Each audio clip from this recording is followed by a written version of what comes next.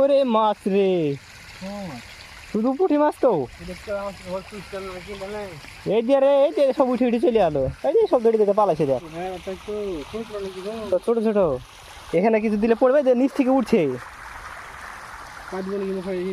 5 বাল হয়ে যাবে, মাঠের লোড হইতে হইতে প্রচুর। এই যে দেখ খুদ হইতে বিশাল উঠছে, কি করছে যাই হোক হবে।